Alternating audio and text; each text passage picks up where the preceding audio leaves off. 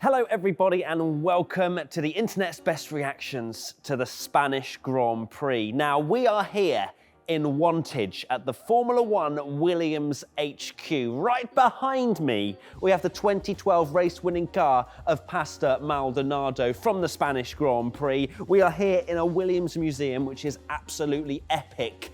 Let's get into your reactions from a rather dull and boring Spanish Grand Prix.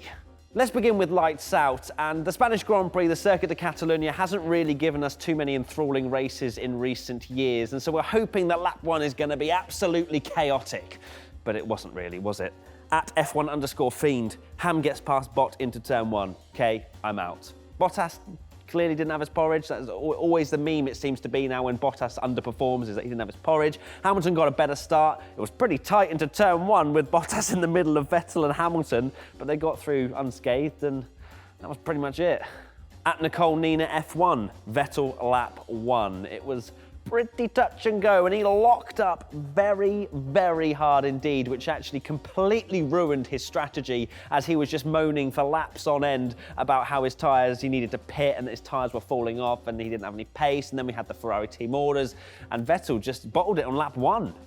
At the start, it actually looked like it might be quite a close battle between Hamilton and Bottas, although Hamilton did get a pretty good lead at the start. Bottas then started smashing in a few fastest laps. At Jamie_Day27, Hamilton and Bottas exchanging fastest laps. Oh, the Chuckle Brothers. I haven't seen that gif before, but then it just didn't really come to fruition, did it? Bottas just didn't turn up to the races.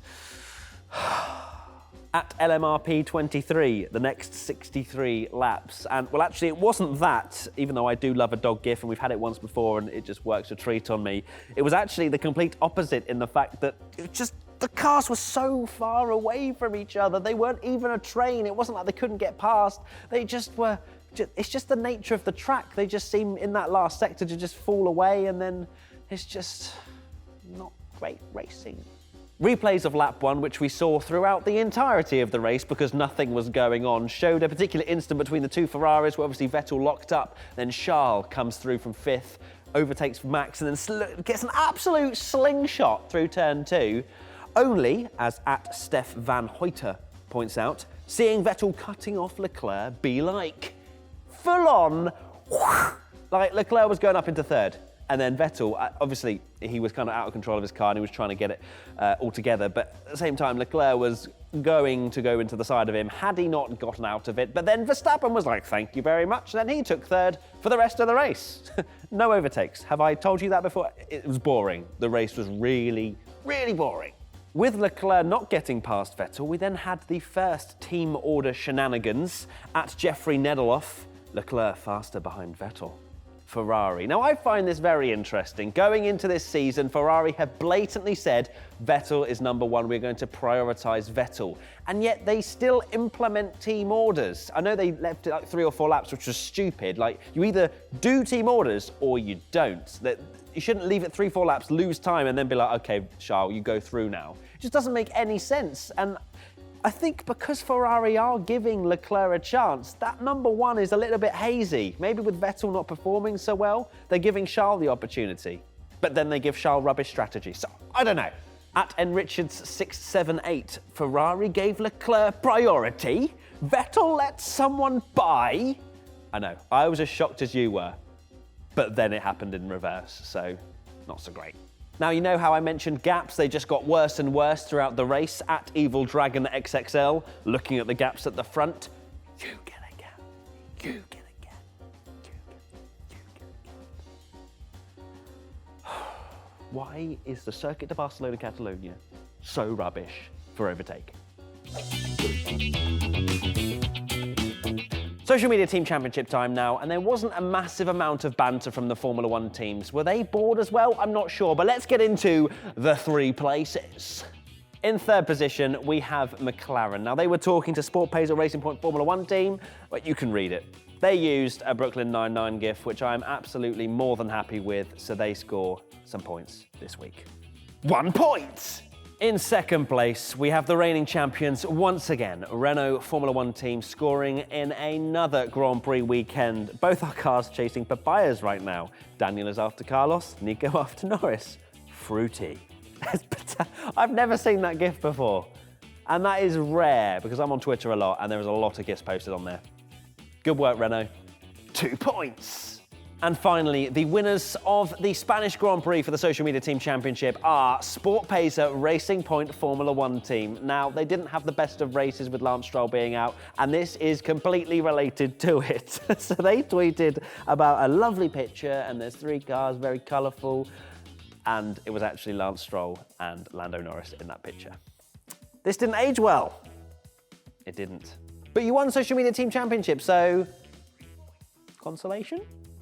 3 points. So that's 1 point for McLaren, 2 points for Renault, and 3 points for Sport Pacer Racing Point Formula One team. This one made me laugh. I feel like the Formula One production team hasn't been as on point as other years. There's just been mistakes, there's been overtakes not shown live, they've been either shown on replay or not at all. And then we just had a random thing where Vettel came up, and then it was just like a no signal screen. At _Trollestia, great Vettel replay. We're all thinking, oh my God, some action. And then it was just no signal. At 40 Lemon, thinking the Spanish Grand Prix might be exciting in 2019. We all hold on to that hope, don't we? We all hold on to maybe this year, maybe we will have another Pastor Maldonado versus Fernando Alonso for the victory. Don't be silly, we don't ever get any kind of midfield team up at the top anymore. F1 is dead. It's not dead, I still love it a lot, but it could get better, couldn't it? Quick word on the commentary team. David Croft, not particularly on point during this race, or particularly this season, at Jonty's _corner. Crofty getting names wrong frequently. Again, that is a great GIF. Yeah, bit of a struggle. Continuing along with the commentator theme, at Chamber F1 commentator, Ferrari can't afford to do the thing that they just did if they want to beat Mercedes. Drink! Every race, it seems that Ferrari do something wrong, isn't it? How has Mercedes had 5-1-2s after testing? But then that just shows testing doesn't matter. The times literally don't matter. When will people learn? Right, I think this is the last of the Ferrari roasting tweets. At Jean_Luc_Mertin, Ferrari strategy department be like. The GIF sums it up beautifully, really. Now, I know a lot of you would have been falling asleep in front of your televisions as the Spanish Grand Prix continued on, but then Lando Norris, the meme lord milkman himself, going side by side with Lance Stroll into turns 1 and 2. They crash, and did anyone else cheer when Lando just came across the track and just spilt like gravel all over it? It was like, hello, safety car. And then it came out, and then we thought it was going to be amazing, and it wasn't. This was the funniest part of the race by an absolute mile. At Feeling CS, the guy with the air blower clearing gravel. Favourite tweet of this race, of this entire episode, maybe this entire season. So well done, Feeling CS. That guy was just hilarious. It's like, now, for people that didn't see the Norris incident for any reason, maybe you were asleep, this GIF does a beautiful job of explaining what happened. At Giant Leap 1830, Norris, after his shunt, spreading a front wing full of gravel all the way across the track. Good work, Lando. You spiced up the race for like 2 laps and then it all just became dull again. Safety car comes out, we're all sat up in our chairs, ready for some action. Finally, lap 50 odd, it was like, yes, the safety car's out, we're gonna get some action, and we didn't. At 42696C6C79, that was pretty good reading. Getting excited for the safety car restart, then practically nothing happens. Lewis checked out immediately. I feel like Mercedes maybe even told them to hold station or some kind of code, because Lewis did a really fast lap to try and get fastest lap. Valtteri let him go, and then he did like an 18.7, like 4/10 slower than Lewis, but I don't know, it was a bit weird that Valtteri didn't really challenge Lewis, although it is very difficult to follow in that last sector. So yeah, a bit disappointing from the safety car. Now I can relate to this one, at Adrian Mork 1, watching F1 and Premier League simultaneously, and I was trying to get all the IBR tweets that I'm reading right now, so it was chaos during the race, although it wasn't, because the race was really quite dull, and I think I watched about 3 laps of it whilst I was watching football and getting tweets. One of the only battles that we had during the race was between the two Hasses. Kevin Magnussen ahead of Romain Grosjean going into turn 1, and then they go side by side. I can only imagine the amount of swear words that came out of Günther Steiner's mouth. At Marius Holm, Grosjean creating his own version of the Spanish GP. How many times did he want to cut turn 2? Crazy. Like, I think he did it three laps in a row.